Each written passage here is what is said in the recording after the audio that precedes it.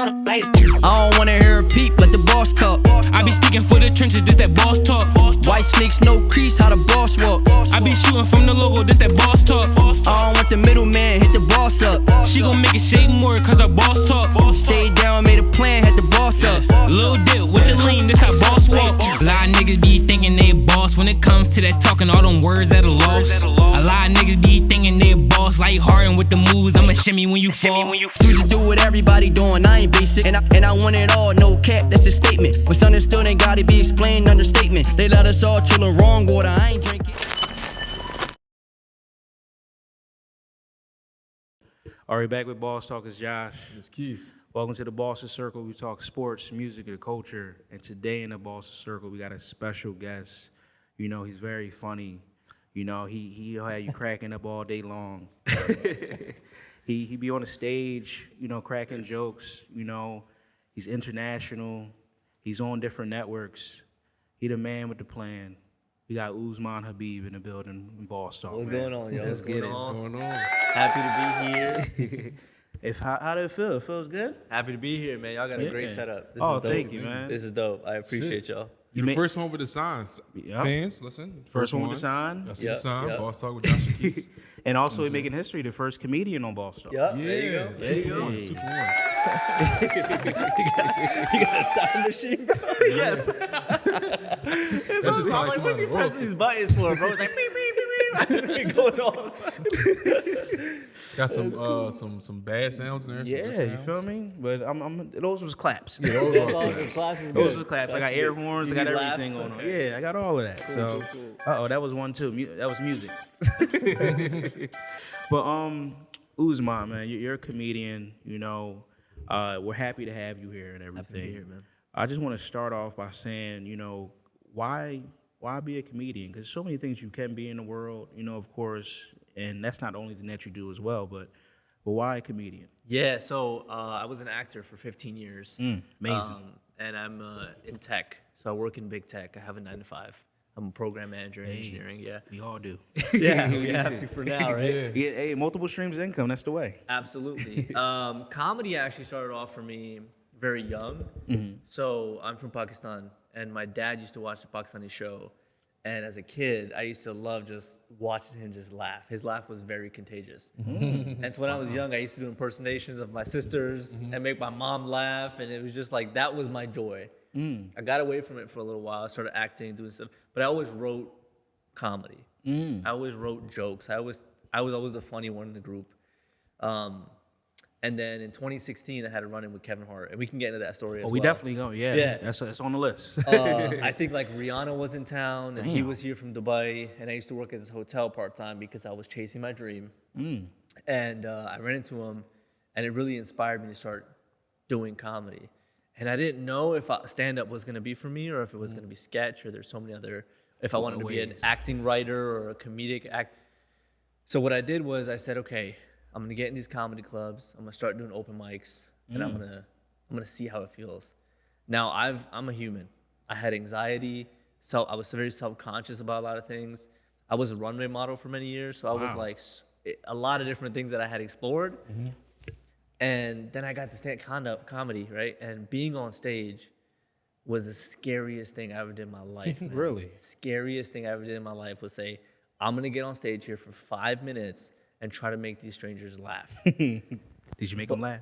But then I just fell in love. And I absolutely fell in love, and I went and I just dove in head first, man. And I haven't looked back since. So I haven't looked back. That's Yeah. a beautiful story, man. Yeah. And how was that first crowd, if I may ask? Tough one? It was rough, bro. Yeah. Rough crowd. It was rough, bro. Because I was trying to be funny in a very like shocking way, and the white people weren't ready for it, right? Because I was talking about being a Muslim and all these things. And They they're like, what are you talking about? It was way too woke for that time. But now it's good now because people are really attuned with what's going on in the world and different cultures and religions. And so when you bring them a new aspect, it makes it great. The best thing about comedy is when you can learn something, right? Yeah. And so I'm constantly trying to teach people. And like your perspective, you can teach people 100 different things about one scenario. So It's good. It's been good since, but it wasn't always good. It was a little rough in the beginning. strategy though. That sounds good and it's a perfect time for that. For sure. Yes. Social media makes it Yes. very easy for that.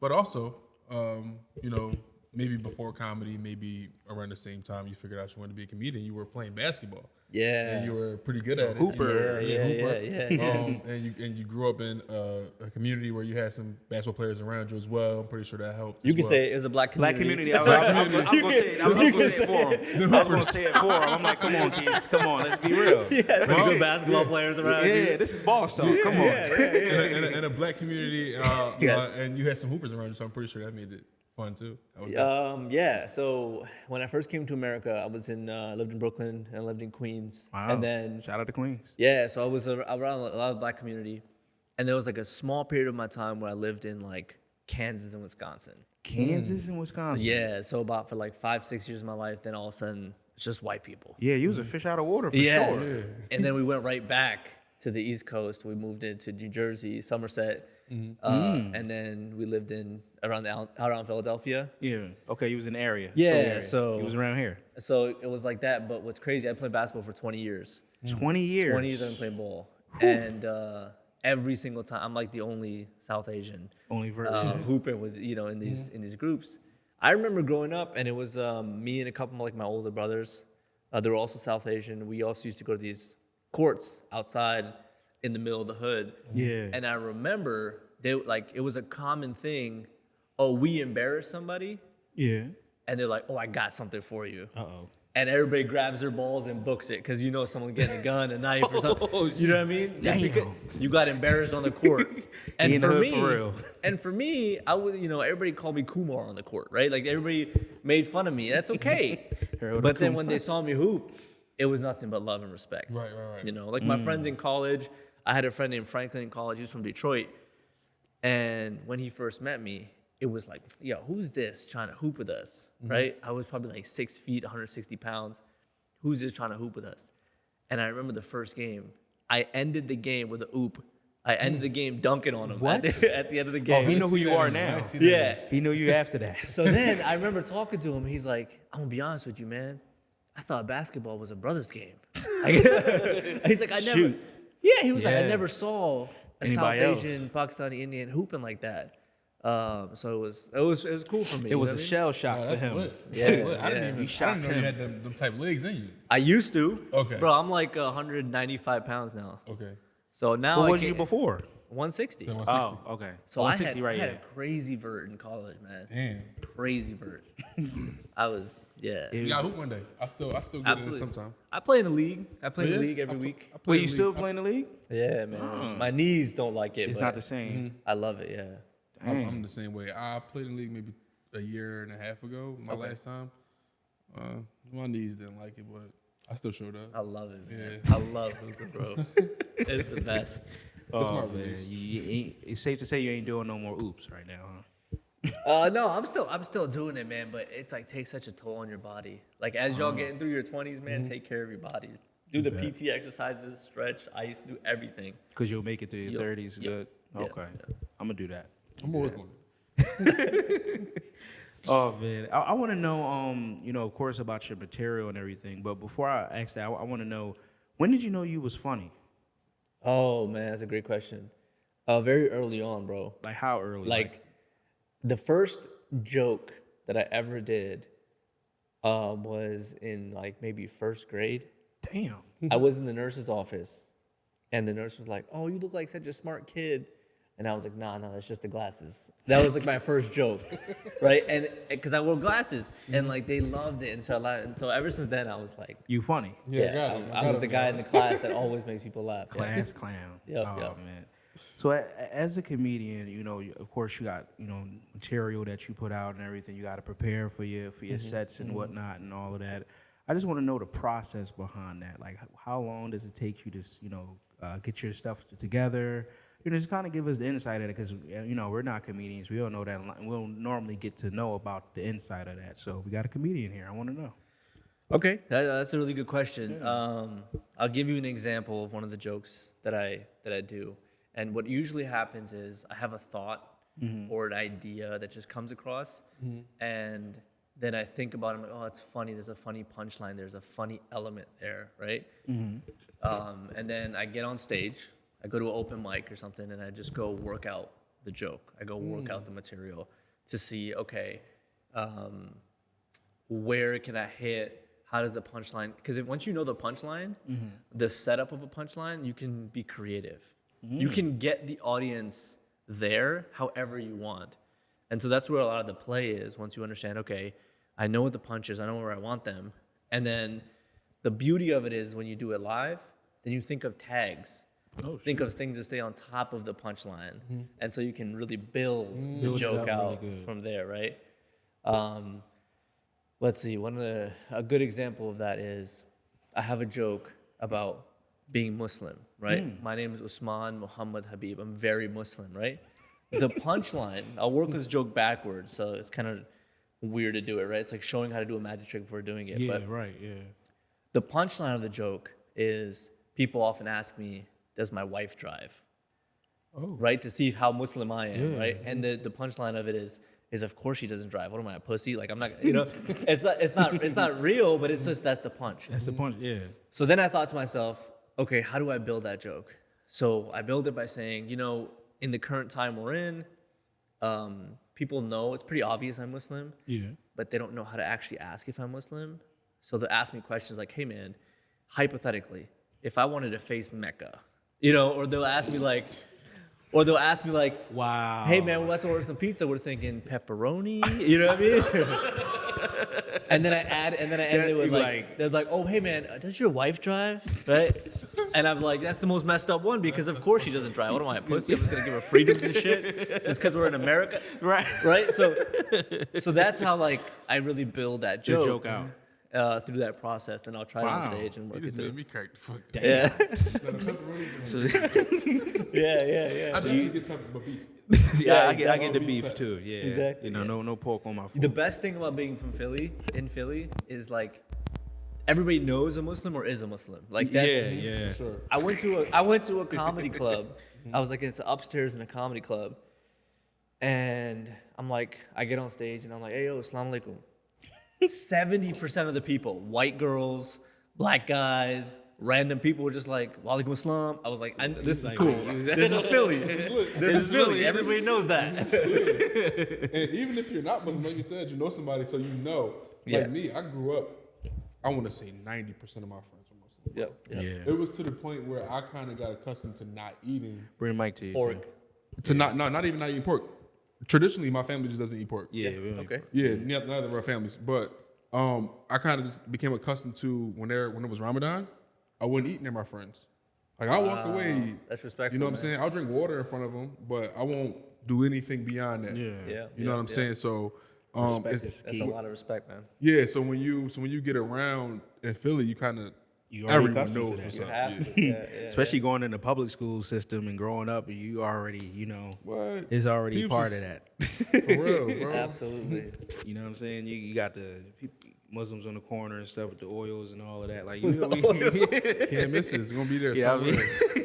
mean, we from West Philly, so I was 52nd copping Street them is Jones. famous for that. Not the clothing, the hats, nothing. The The oils. oils, The oils, I was yeah. copping Bean oils pies and bean oils. pies. Come on. Every time. Like I remember being in church and then people was selling the oils. Like, hey, can you? Like that was kind of different. Like, That's called subcontracting. we can talk about that. Yeah, I'm about to say, how Muslim is that? That's really- right? Because that's a little interesting. That's Oh funny. man. But no, you're also not just a real Muslim, you're a real comedian. Like you be on the stage, you're really doing your thing. Like honestly, you headlined in the Punchline Philly. Yes. And a big venue in New York as well. Broadway Comedy Club in Broadway New York. Comedy Club. Yeah, Yeah, man, those are some big venues and Yeah. everything, for the comedic space. Just want to know, like, how did it feel to be able to, to really have those type experiences on those stages as a comedian? Oh man. So doing comedy is one of the most humbling things that you can do. Because when you're working out new material, not everything is funny. So sometimes you get on stage and you bomb. Shoot. And you do terrible. You could be a big name and you could have a terrible set. It doesn't matter, right? So for me, and as a lot of comedians could probably relate, it's a grind. You're constantly working out new material. You're constantly working out your older material. You're constantly building sets, and you keep building and building and building until you get to that 30-minute mark, that 45-minute mark. And it takes years. Your first hour takes years to develop. Damn. Yeah, because only recently now, because of these really big comedians, they'd be churning out an hour a year, right? But that was unheard of before. So after you put in all those years and all that work, then you finally get to headline and deliver all of that. It is like a culmination of your journey, years of effort. Yeah. And it feels so good when it comes together really well and you get a good turnout because comedy is a business. Yeah. I mean, they could put me on a headline, but if 10 people are going to buy tickets, I'm never going to headline again. Shit. Right? So as a comedian, you got to be an entrepreneur. You got to push your tickets. You got to push your too. sales. You got to do marketing. You got to do all the strategic stuff to make sure you get asses in seats. Because that's what, at the end of the day, that's what it's all about. It's interesting, because it helped me understand the full scope of the industry a little bit better. And it also made me realize my potential. It's not just about writing your material and going to clubs and performing. It's about, can you handle the business of it? Right. Can you handle the professionalism aspect of it? Can you handle the networking aspect of it? And on top of that, make sure you don't lose your joke set. You still got to perform. Oof. It's kind of crazy. So it felt really good. It felt fulfilling, and it came together really nicely. So really grateful at the end of the day. Congratulations. Some big cities, big venues, man. We're doing a really big show. So speaking of Philadelphia, we got February 21st. It's called Halal Hilarity. It's the first ever all Muslim international showcase. We got comedians from Los Angeles, Houston. Yeah, the big one in Detroit, Omar Riggs, right? Omar Reagan, yeah. He's coming out. Okay, so we got a big deal show. And the beauty of it is Black History Month. Yes. So we're highlighting some big, really, really hilarious Black Muslim comedians. The comedian named Azim Muhammad, he's coming up. He's one of the funniest people I've ever met in my life, bro. I don't know if you guys heard of a comedian named Earthquake. No. Okay, on Netflix, watch Earthquake. He's also one of the just legendary comedians. That same flow, that same delivery, that same type of I can't breathe kind of funny. What he That's does. Azim. Yeah, so y'all definitely got to come out to that. Bet. February You're going 21st. to love this show. Yeah, At Helium Comedy Club. Yep. I'll definitely come. So that's going to be hot. amazing. I like We already that. sold out all the reserve tickets. Damn, y'all doing your thing. Yep. You must be proud. Oh, very, man. We're a month out and we almost sold out. Because Philly's Muslim, man. Yeah, they People are. show up, bro. Probably got the whole 52nd Street So out there. they know. Man, They know. Yeah, exactly. Yeah, from 40th to 60th, that's all us. Oh man, It's from Sods up, dude. That's our checkpoint. Sods is our checkpoint. You gotta go that way. yo, that's funny. So I actually have a question because you talked about, some of what made you believe that you can really do this on the business side and things like that, right? When it comes to comedy, in 2024, I feel like we have a lot of subgenres as far as comedy. Like you have the Instagram comedians that do skits and things like that, and then you have comedians who go and book out shows and things of that sort. And sometimes what I'll see is a lot of the Instagram comedians, and no shot to them at all. I watch all y'all shit, so can't. No shade. But I see sometimes they try to go on shows, and it's a whole lot different. Yes. Can you explain the difference? There's a difference between mastering the art of stand-up comedy and being a funny writer or a funny actor or creative in a way where you can create a funny skit or a sequence, right? Yeah. And what happened in COVID was that all of a sudden the clubs were closed. We didn't have live stand-up. So we had people who were emerging as comedians on these social platforms that didn't have the base of stand-up comedy as their craft. So now, they got 500,000 followers. They can sell out a room, so they're going to get time. But they get on there and it's like, oh shit, I don't know how to do this. Yeah. Classic example, no shade. I'm a name call, but no shade. You know Funny Marco? Oh yeah, Funny Marco. Yeah. All right. Funny Marco was at Helium in Philadelphia, and he sold out all What of time his period? shows. This was recently. It was recently? This Oh, was very okay. recent. I know Sold out all of his shows. Bring the mic closer to you a little bit to make sure. Okay, sorry. Yeah. So he sold out all of his shows, right? He's a very popular person. Everybody Yeah, came. he is. But from a comedic standpoint, from stand up, it was him talking to the audience, even the people that he brought on stage. I didn't feel like This was they were rehearsed like comedians. I felt like they were newer comedians, but they had the platform. Not to say that if I was in that situation, If you I would've done- wouldn't take it. I would 100%. Yeah. But that's the difference. The right? light was probably too bright in that moment, in a sense. It's just a different craft. Yeah, I was about to say. He's not very what he's. different- Yeah, that's not his thing. That's not his niche. Yeah, and type then of thing. on Instagram, and what brought a light to it to me was like on Instagram, it's easy to make me laugh. Like all you gotta do is relate to me, Right. in any way and make it funny. Even good editing can be funny. Yeah, That's true. honestly. Right. Yeah. Honestly, yeah. You could run a few clips past the screen, I'll laugh. Because Yeah. Funny Marco, one of the things that he does is that the clips are edited really well. So it's like his expression and then With the other the person's sound expression. too. You feel what I'm saying? Yeah. Close up on the screen or whatnot. Exactly. Yeah. And that's a skill set. That's a talent. That's a market. That's why he's successful. Yep. So no shade at all. But from a stand-up comedian, from that craft perspective, it's different. Could be a lot different. But well, I mean, that it's good to see like the different lanes, and I think that comes to the point of like just knowing your audience, knowing what you're doing, and when he does shows like that, or anybody does shows, that can kind of just show you where you at in life. You know what I'm saying? That's your analysis, your studying. You know what I'm saying? Like, and I'm familiar with that. You know, doing marketing, everything. Some things is like a test. Hey, did this work? Yeah. Hey, we may have to regroup and change it up a little bit. Maybe he don't do those type shows like that. Maybe he just stick the way how he does it, and that works for him. You know, and he can still make a lot of money.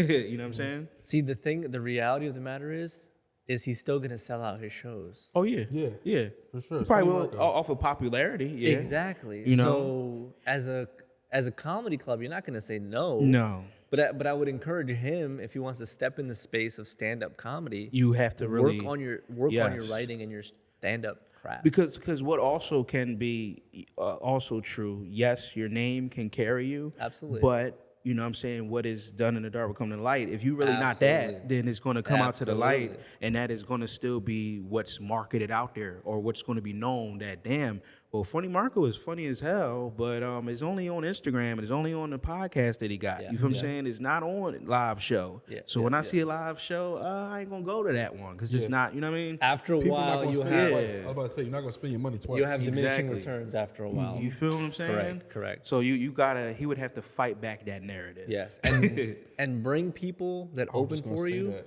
that are Good. also talented. That'll keep that attention. You know who does that well? Ti.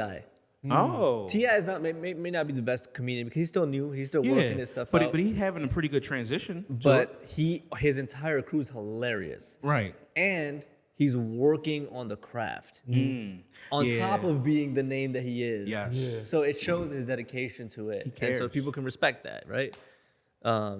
Exactly. It's not just about the money, you know?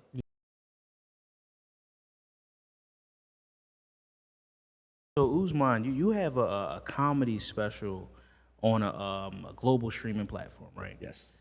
Just tell us about that achievement, because that is an achievement. And how does that achievement make you feel? And also, like, just the behind the scenes of the making of the comedy special. Sure. So the comedy special is the first ever all Muslim comedy special. It's on Ashab TV, Ashab.tv. It's an international streaming platform. It's like a Netflix for Muslims.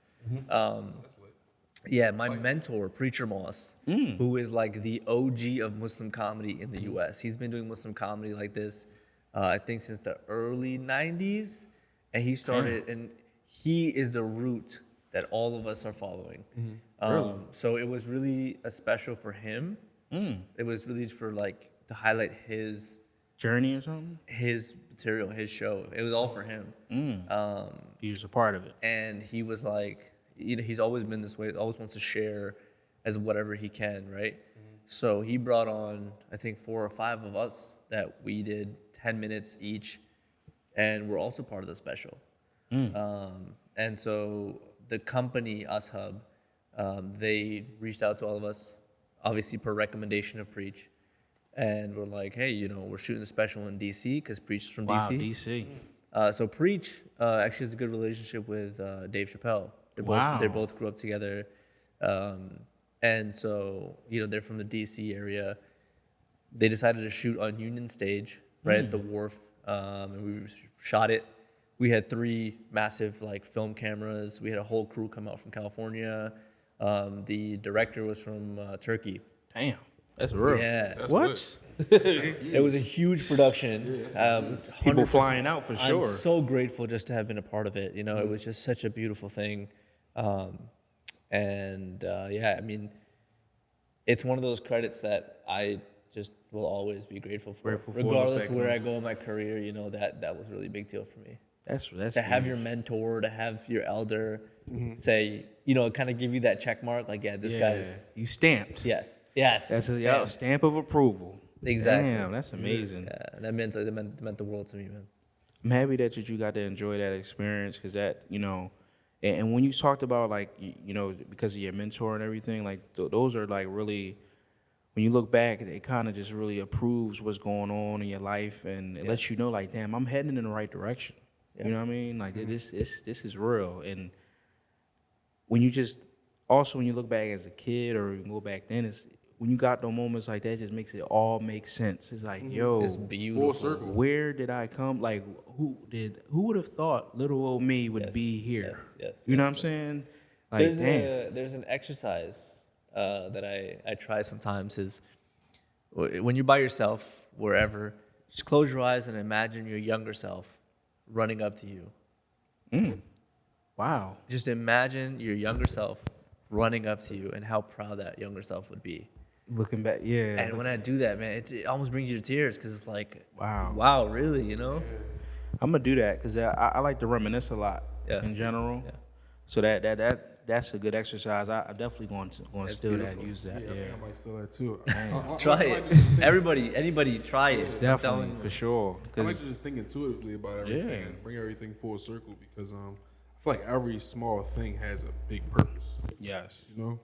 The butterfly effect. You bump into people. You may think it's nothing, and then you may bump into them 20 other times. It may still be nothing, but that 21st time they may offer you something that you didn't even know they were watching your material or whatever the case may be. So, I will always pay attention to things away from full circle moments. For sure, I think one of the encounters that I'll tell you all about that I appreciated is kind of like this. I don't know what it means for the future or but I can tell you what it gave me in the moment was meeting Gillie. So I was at the airport in Miami flying back to Philadelphia, and I'm walking around just killing time and just sitting right there. It's Gillie, just hanging out. Wow. So I was like, this dude's he's a big deal. Yeah, he's here, right? He's such a nice guy, such a big deal. So I went up to him and I was like, I'm gonna give it a shot. I was like, hey man, I'm a big fan of you, and I'm a comedian, and I thought he was a comedian. He's so funny. Shoot, damn near a comedian. Yeah. So I sit You down, feel me? I start talking to him, and the nicest guy that I ever Down to earth, bro. Seriously. He's one of the purest souls I've ever met, man. Yes. And right there, Shout out to Gillie, man. he was like, show me your Instagram, pulled it out, followed me, right? He was like, whoa. He has no reason to do any of this to a perfect stranger that he owes nothing to. Yeah. But I'm from Philly, he's from Philly. You show respect and kindness. And he was like, yeah, Wallow's over there or whatever. Wallow was running around somewhere. He probably doing his videos, motivational videos over this. Yeah, and he's just so down to earth. I mean, I've met a lot of celebrities in my time, right? For sure. I've met Kevin Hart, Sigourney Weaver, Harrison we gonna Ford, We're gonna talk about that too. Liam Hemsworth, right? I've met a lot of, but Gillie was just so Stood out. there was no ray of arrogance about him that do you know who I am, Yeah. right? Or rolling like 30 people deep like for no reason. Yeah. It was just him, and they were chilling, and they're on the same commercial flight I was on, Yep. and like He's the definition of a human. You know what I mean? he's such a good human person. being. You know what I'm saying? Pure. And that touches on the point that me and you talked about earlier when I was talking about that's kind of what life is about, like the relationships that you get to leave with people. Yes. Like, and if you have nothing else to take from that, encounter is who he is. Yeah. And that's gonna stick with you Yes, forever. yes. So there's so many people that I'm pretty sure that he touched, and everyone gets to touch that way. Yo, and they get to leave that. On. The amount that these guys do for the community, Bro, it's huge, bro. it's so cool. These It's like, huge. if there's anybody out in Philadelphia that like you're looking for someone to like role model after or to really follow and listen to, It would be that. Gillie and yeah, Wallow. Gillie and man. Wallow for they sure. they Yeah. have such truthful hearts. Yep. I feel, and that's like why people are so humanitarians. yeah. That's why people are so drawn to them. Yep. because they're just truthful. They're honest. Great energy. Exactly. And Amazing. they just That's what I'm work. saying. I told you I thought he was a comedian because he's so funny. Naturally funny. And I asked him, I was like, "Are you a comedian?" He goes, "No, I'm not a comedian." What the fuck, comedian? Yeah, no. But You probably that's the saw the thing. videos of him, right? The craziest thing is he didn't even answer it like that. Oh, He was like, "No, I'm not a comedian. I just goof around." I'm like, That's awesome. That's awesome. No, that's lit, man. Yeah. Well, also want to hear about that Kevin Hart encounter too. How was that? Yeah, legendary so- Kevin Hart, man. You got to learn something from him. Yeah, man. So I don't know if you saw the Cat Williams, and I'm scared. I'm not gonna go into that. No. That's the best podcast. Yeah, ever yeah, of all yeah, time that was right good. there. But no, when I was in 2016, I was in Philadelphia. I was working as like a valet at this really nice hotel in downtown, and I remember like he was in Dubai and he just got back, and I think there was like a Rihanna concert that night, so a lot of celebrities were around. Ooh. And I'm a valet, right? But I'm not allowed to speak to any celebrities, or because I saw Allen Iverson before. I've seen the Detroit Pistons. I've seen a lot of people. So we were not supposed to talk to these people. But I'm like about to start my comedy career, Yeah, so this means something. and You'll lose your job for this. yeah, and what happened was there's two big SUVs that roll up. And the first one, my boss was like, "Yo, go park that one." I pull in, and Harry was sitting in the passenger seat. And I'm so dumb, I didn't even look in the back seat. Harry was like, "Hey, man, just give us a you a minute." second. I was like, "All right, yeah, cool. 5 minutes later, I look over, Kevin Hart's walking out that same SUV, bro. And I was like, "Yo, no way." And Kevin's cool, right? He's like, "Hey man." He's saying what's up to everybody, right? Really nice. Goes up to his room. I go park the cars, whatever, and I'm thinking to myself, I'm like, "Yo, Like, what the heck? if I don't take advantage of this opportunity, I'm gonna kick myself forever." His head of security comes down. I'm like, I start talking to him. I'm like, I'm a comedian. Like, I've been doing this. I'd love to like whatever. He's like, Kevin's upstairs right now. He's like freshening up or whatever. I don't know how long he's gonna be, but there's another guy in this other SUV That's a comedian that too? might be good for you to talk to. So I was like, okay. No introduction. Opens the door and goes, "Hey, yo, man, this guy's a question for you." And I'm like, "What the?" Like, no, like, okay. So the gentleman in the front takes his headphones out and goes, "What can I do for you, man?" And I was like, I got 30 seconds to pitch myself. I don't know who this guy is, but he must be important. Yeah. So I started telling him my story and telling him I'm starting to do comedy and everything. He starts laughing. We're having a good conversation. He goes, "Listen, man, take my number down and give me a call when you're ready to do comedy." His name was Pookie. You guys know who Pookie is? You guys know Chocolate Sundays? Chocolate Sundays, no. It's a very famous comedy show at the Laugh Factory in Los Angeles. He started that. At the time, I don't know if he's still. I'm pretty sure he still is. He's the president of Heartbeat Productions. Oh, Kevin Hart's production company. Yeah. Wow. So he's a really big Oh, wait, deal. Pookie. I heard Kevin talk about him, actually. Wigington, Pookie. Yeah, I heard Kevin talk about him Yes. before. That's why that sounds He's the familiar. OG. Yeah, he's Wow. he was him. He's like, "Here, take my cell phone number down. Call me when you're ready to do comedy." Hey.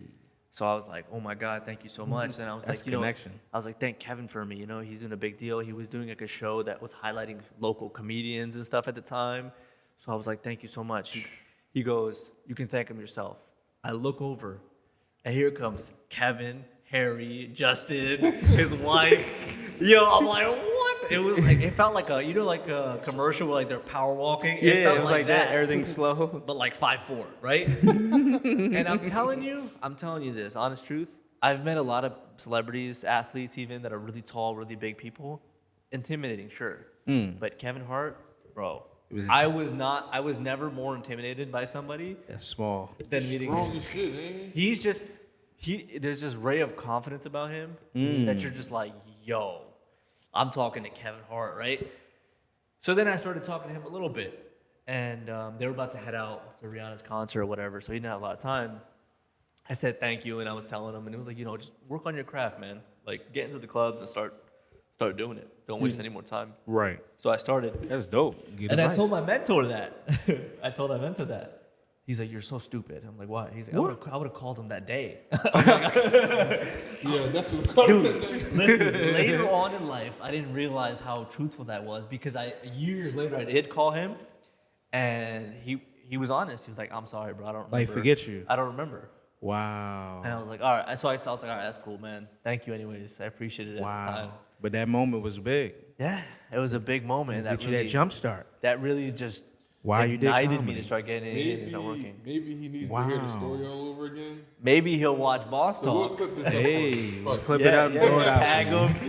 Tag Let him know what it is, bro. Yeah. I've worked I want you to finish that phone call. Yeah. I've worked on my craft, and I'm ready. You ready? You're a different man now. I'm ready. Damn. That's lit. That's a That's lit. story. Yeah. Any other funny encounters or anything that you want to come across? Okay, so I've also had really bad encounters. Okay. Really? Yeah, we could talk about that too. That's fair to talk about. So I did some comedy work in New York and Philadelphia, right? So I've come across a lot of big comedians, and for the most part, right, like I used to run into Mark Normand a lot. Very funny, a very nice guy. Yeah. Very down to earth. Michael Costa from The Daily Show, ran into him a bunch. Very nice guy, like just good people. I've met like Jim Gaffigan. All in New York? All in New York, yeah, because that's where they run a The lot show of the and stuff, materials yeah. and stuff on these local clubs. So you see them often. So I've run into all them very nice people, right? I'm not gonna say this comedian's name just because he's really big. And I'll tell you guys offline, but he's really big in the South Asian community. But he was performing here at the Kimmel Center. And now y'all know how big of a deal that is. Yeah, that is a big deal in this area for sure. Sold out theater. Sold out to Kimmel 400 Center. people, 3 tiers, right? And I'm the only opener. It's me and him, right? What? Wow. It's me and him, right? That's a tall task. huge, though. Which is huge, right? That's a tall task. Now, I'll ask you guys this question. If you had somebody that was like starting up, right, and you had about 1 billion followers almost, right? Because you have all of South Asia that's like #1 comedian in South Asia, right? What's the least you would do for an up-and-comer that's opening for you, that's local? What's the least you would do? At least like a nice opening introduction. Like, yeah. what else? And Like- an endorsement, right? You'd give him some, you'd be like, show yo, him you know some what, let's love. follow on Instagram. Yeah, number, If you stuff need like that. anything, I'm here for you. Right? Like even Gillie followed me. Right? Wow, On see? just a regular interaction, didn't see my talent, performance, nothing. Just on the base of, you're a good kid, man. I'm going to follow you and see your journey. This individual, no follow on socials, no reposts. Damn. No, hey, hit me up if you ever need anything on the DL. No, Wow. I had to, not even free tickets for my parents, nothing. No love. No love. He didn't even pay me for the gig. It was just you're lucky that you're doing 10 minutes for me. Ooh. And that should be enough. Oof. Damn. He ain't no good person. So You that's, said you guys are of the same like ethnicity, right? yeah. So when I tell you, like, with the quality of people, again, I hate to keep mentioning Gillie, but like, No, well, hey, that speaks volumes, yeah. When you see the disparity yeah. in how good people behave and how bad people behave, It shows. it makes a huge difference, man. Yeah. And I think in your overall subject of being a boss, Being a boss, yeah. you know, Boss talk. I hate to jump that question, but that's what it means to be a boss. When you can elevate yourself and then elevate people with you. Damn. and elevate the next generation that comes after you. Giving it back. You know what I'm I saying? love that you interrupted. Just that, like, I love that just like Preacher Moss was the OG of Muslim comedy. He brought on other comedians, right? There's a comedian out of West Philly. His name is Moses the Comic. you heard of him too. You heard of Moses? Yeah, Yeah. I heard of Moses. He's a big deal. He's a really big deal internationally. He's toured everywhere. Damn. And Moses is the guy who's pulled me into the Muslim scene more. Really? Yeah, and Wow. it's this continual idea of there's enough for everybody. So if I see a young talent that's working their way up, that's grinding, Why don't you? If I can Yeah, why not? extend, why not? It Yeah. doesn't do anything for me. So Preach and Moses have taught me that over That's time, and I amazing. think That's how the boss. that's how you be a boss. That's you boss be a talk boss. right It's there. not just about yourself, man. Damn. That's a great way to answer that question. I like that, man, and I'm happy that those people did that for you, and you're in a position to do that for other people. Yes. And that's you know what I'm saying. You're not going to be like how that bad experience was, and be like oh man, forget people today. No, absolutely. You still being that how Kevin Hart did with you. You feel what I'm saying? Like how Gillie did would be a good person. Just be nice. Yeah. Yeah. What does it hurt to be nice to people, man? No, really. It does nothing to you. It doesn't cost you nothing. Some people ain't got it in them though. Yeah. That's unfortunate, right? Yeah, it is unfortunate. Some people don't got it in them. That's sad. And you wouldn't expect nothing else from certain people. yeah, valid. And sadly, it brings me to that point again that I made. It's all about the relationships you get to leave on people. For sure. Because now, moving forward, you're going to have a great career. Let's just put that out there. Thank you. You're going to be in rooms where you can bring people up. Yep. And people will see that out of you. And they'll remember that forever. And That's deep. Appreciate that. That is more important than any amount of money that you can ever get in life. Yeah. 100%. Because one day you're going to die. Yep. Can't take it with you. And none of us are going to take Can't that shit take with nothing us. with you, man. But the only thing that's going to be left here is how we treated people. So Yep. The memories. it's all about treating people right. 100%, man. And I think that's one thing that I would hope to continue to do forward, right? Because within the comedy culture, within the industry, you have people who are not going to like you, just for whatever reason, Yeah.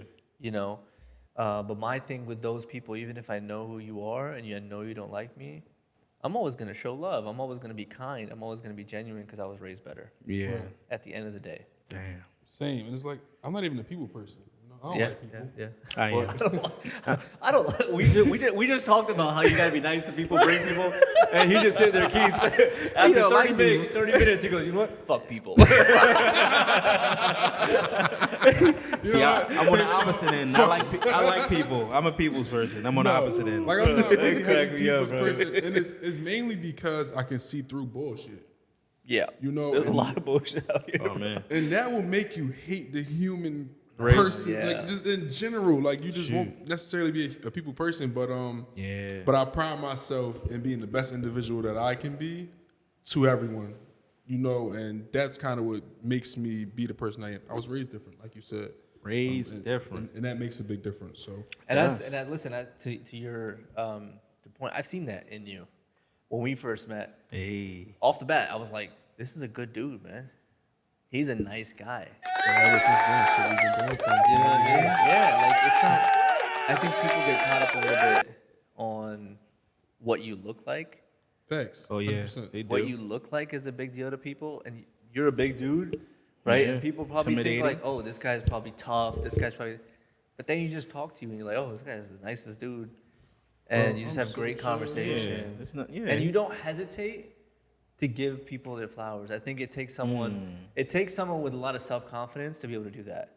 To where Right. you meet a new person and you're not automatically trying to flex on them as well, how or why you're bigger, better than them for Yep. some reason. There's so many people that do that too. And that's freaking It's sad. crazy, bro. Yeah. You gotta put yourself in it all the Yeah, time. but it was a very humble approach. It was like, Hey. and I love that. You know what I mean? That's why I vibe with that. volumes. Yeah, I fuck with that, and I'm glad you made that point because I don't necessarily get the I don't do it for no reason, so I don't ever really get to talk about it. Yeah. But since you bring it up, I tell him all the time, the reason I do that is because sometimes you need somebody to see something in you more than you get to see it. You know what I'm saying? In order for you to attack that next level of whatever it is you're trying to achieve.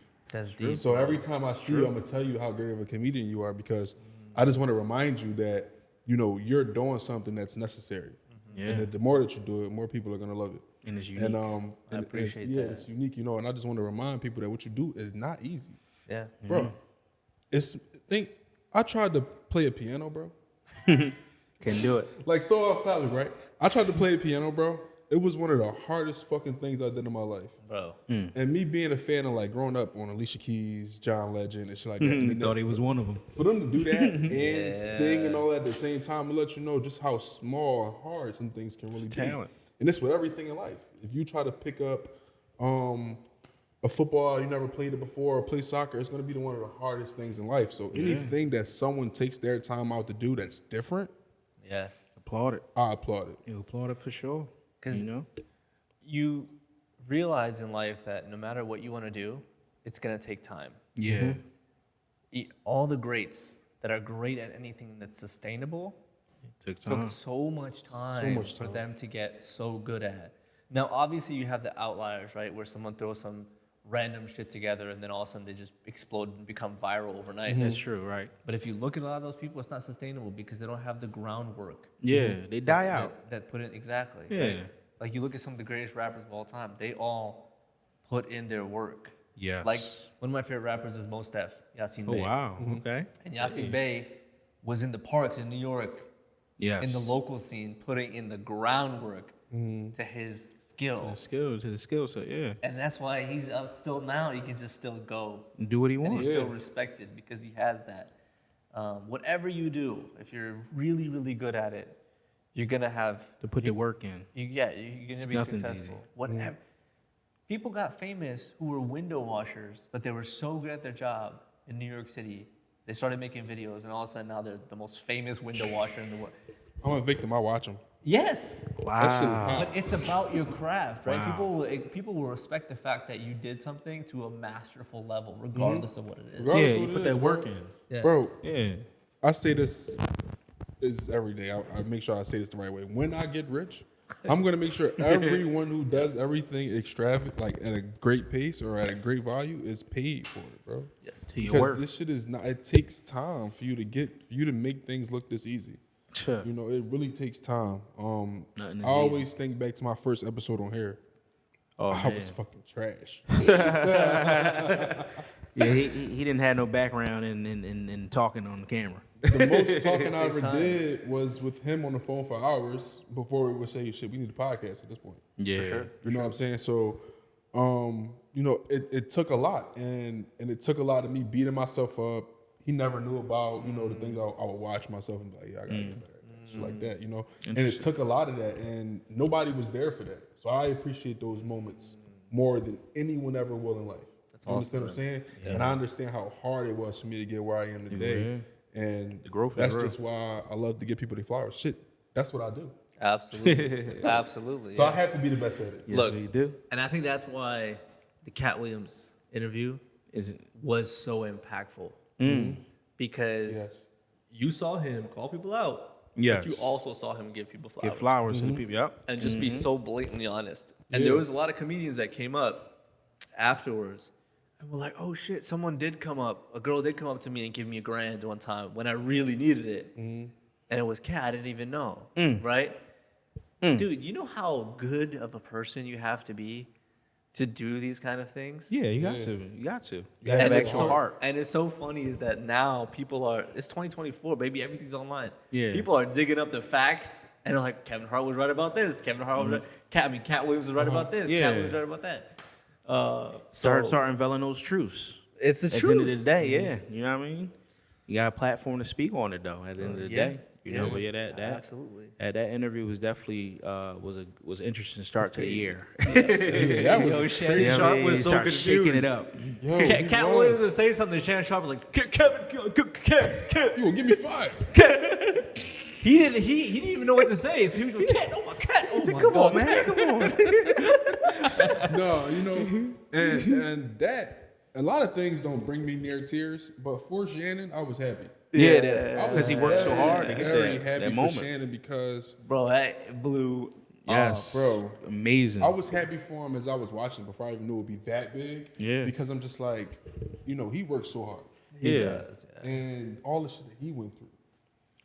Big guy, black guy, never really got the shit he deserved until maybe now it's coming, you know? Yeah. And it's like, for it to all happen the way it did, I'm just happy for him. I mean, well, he's a Hall of Famer in football. It's not. But I mean, like, The millions help. Yes, millions help. For sure. He's But good. he was a late round draft pick and everything. He never had it easy in life in general. Never had it. From the So, countryside, Even you when know what he I mean? started In the media, it in was the media, the same it was thing. not good. And that's No, it really what I'm wasn't. talking On about. The CBS media. was horrible. Yes, You know what I mean? he didn't really know how to be articulate his Yeah. thoughts the way that. And then people kind of killed him about his accent or country, speaking kind of country like.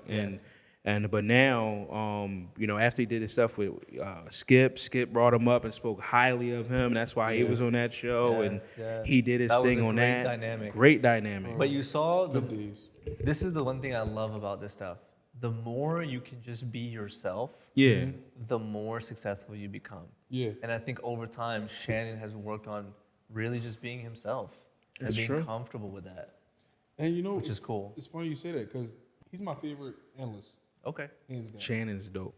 Josh Snow, any show Shannon's on, that's the show I watch every day. Yeah. And it's because of that. It's because of how himself he is. I love the things that he talk about grandma. Grandma, yep. Come Humble on now. beginnings. Grandma, just talking about how it was Yeah. growing up back then. I love that because it's so real and it brings a light to, Yes. this is why you are who you are now. Right. Exactly. And I love it. As an actor, the one thing we learned the most is just how to be more natural. The more natural the actor, the more believable Better. they are. As comedy, what do they say? They say, find your voice.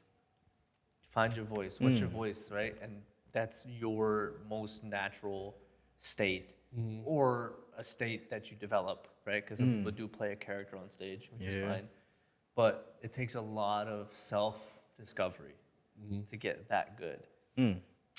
That's what makes all the greats great, man. That's right. The ability to be themselves. What's your voice on the stage? Racist. No, I was kidding. Wait a minute. No, I mean, it's over time. It's been developing, accepting my truth as it is, my perspective as it is. A lot of people actually nobody knows this, so I'm gonna reveal it here. Boss talk. I actually worked, and this is part of being a boss, is knowing when to ask for help. Oh yes. Come on. Because I dealt with a lot of anxiety, and I remember I employed a coach, a personal coach, to help me work through that. And when I tell you the difference that it made with my presence on stage, night and day, bro. It took me up so many levels that I could have been doing comedy for years more and still not had achieved that. Wow. Until I learned how to work through the real shitty things in life, work through the anxiety, work through the negative self-talk, right? And so, bosses out there, don't be afraid to ask for help, man. They can elevate you in ways that you couldn't Take away imagine. that pride. At the end of the day, you said too. you hired this coach? Yeah, so it's like through my insurance, and I was able to get a coach, It's like a life coach. life coach. Yeah. I applaud Teach you some life. the fuck out of that, bro. It's Yeah. beautiful. So there's two things you could have done. You could do you could do therapy, right? Like with an actual therapist. Yeah. But you can also do like coaching and counseling to start.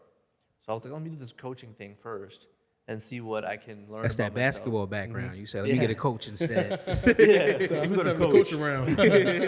So what play to run, coach? Yeah. And I just learned more about myself. That's good. And it just elevated me so much, man. I love that, happy man. for you. I love that because I'm all about telling people like make sure you get therapy, you have somebody to talk to or something like that. For sure. In college, not to get off task, I went to a lot of like psychology classes, and I was able to learn a lot about myself in those, and it also helps me learn individuals moving around in life, and it just took me so far, so I kind of understand that, and I'm still to this day trying to find a great therapist. So. Yeah. It's a journey. Maybe a man. life coach. Maybe I need a life coach. It's a journey. I mean, you have to realize that it takes time to find the right person. Yeah. But then when you do find the right person that can support you in the way that you want, it You makes a big excel. difference. But you also need to take some time, be a little introspective. Is that the word? Introspective. Introspective. Yeah. Sorry, I'm ESL, bro. Be a little more introspective and be like, what is the missing element? Like, where do I need to really improve myself? And once you take the time to try to figure that out, then you can really reach out to the third party and say, does that person fit that same mold and have the same expertise to be able to be helping To give you what you need, to add value in that, because this is the area that I lack in. Yeah. That's really dope, man. Really, I've been using him and I don't pay him shit. You need to. I need to get part of that insurance. I You know call what I this mean? nigga phone 24/7. You better pick I'm up. gonna start billing that insurance real quick. Listen, like me and Keith say, we know too much now. So I know too much now. I ain't know what to do back then. You gonna tell me to call the number on the back of my shit? You know how much they get paid That's now. boss talk. You feel what I'm saying? That's so Oh funny. man. Well, man, before we get out of here, man, I just want to know. We usually ask the rappers to rap, Yeah. but I'm just wondering if you got a joke. Yeah, we're the comedians. Like comedians do a little stand up, a little shtick. You could actually, Got a little if you shtick. want, we can set it up. You could stand up where we give you the stage. That's so tough to do, bro. You have no, There's only you have two no of idea us. what you just asked me, though. Yeah, I you have know, no it's only idea two what of you just us. asked me for. I know. That's hard, bro. Next time. Next time, that's fine. All right. You know what That's it is? Y'all need to come to my show. We got I'm you. coming, bro. Come to my show. We got you. And you'll see my stand-up. You can record some of it if I'm you gonna want. crack the fuck Ooh. up. I love funny shit. Oh, you have no idea. You have no idea. My backlog of jokes, bro. The things that I'm going to talk about, you're going to be surprised, bro. Like, It's oh, gonna he be- talk like that? it's going to be great. Shout it out again. Shout it out again. This shit Shout out goes the right. show. We have a show February 21st at Helium Comedy Club. It's called Halal Hilarity, the first ever all international Muslim comedy showcase. I'll be performing there. We got Azim Muhammad, Nadira, Omar Reagan, Moses the Comic, Yasmin Al Hadi. We have Kindred the Fam, who is going to be DJing. We just locked him in. Hey. It's gonna be super lit. We got reserved tickets are sold out. We've worked through 100+ ticket sales already, so we don't have a lot left. So Get your tickets. We gotta get that link. everyone buy your tickets Yeah, we gotta get that now, because if you be calling us, if you calling us the day of, the week of, it's not gonna happen. He said you can't, ain't no buddy pass, ain't max getting in. capacity. none of That's that. how it goes. So Can't be part of the stage crew. You get in, you know what I mean? Yeah, right. Y'all need media? Y'all need media? I'm sorry. Y'all You need need media? media. He Any said. media? You Y'all need media. Yeah, you guys know as a presence there. Yeah. No, yeah, you said you need media. Yeah, as a president. So You know, we do media. Yeah, I mean, so we have people coming as well. But if you guys want to come, Oh, cool. come through, I'm bro. always down to work. But we talk about. We have the Muslim boxer's gonna be there. Oh, Mohsin Kaysen, I don't know if he's a Philly native too. He's gonna be there, and he's gonna be interviewing people as well. So it'll be a lot of fun. lit. It's gonna be really cool, man. We have a lot of great people coming out. This is like a very Philly event. hey, This man. is like very Philly event. Philly in So the building. Philly in the building. we're excited to be there, man. And I wanted to give you all your flowers. Whoa. Because Man, we never got that. this is a dope concept. Oh, thank you. They don't know this, but when I walked in here, I asked some hard questions to these people. Yes. To you people, you know. But I was like, because I really wanted to know, like, a lot of people got podcasts, man. Yeah. But what you guys are doing is really special, in that you're using your platform or developing a platform Yes. to elevate the people around you, to elevate your local Philadelphia talent, to elevate people who are still working and grinding their way up, man. Yeah, so the bosses. shout out to you guys, 'cause that's a real boss thing to do. Thank you. Tie it back here for together. it, man. So Thank you. I appreciate it. Yeah, I appreciate you being on, man. Thank you. Appreciate Oh, it. I appreciate that. You're the first one to give us our flowers like Yeah, that. man. You know? Well deserved, Appreciate man. that. Appreciate that, man. I'm gonna Damn. remember that episode. Yada yada got me my flowers. I'm gonna go watch that shit. Oh man, that's beautiful, man. We appreciate you, Usman, seriously, for coming on here. And like I said, you're the first comedian, Boss Talk history. Let's get it. You know what I mean? Yeah, line them up. They're gonna be lining up. Yeah, you heard what Cat Williams said. Yeah. Really open up. You gotta have Oprah wanted to be on this show.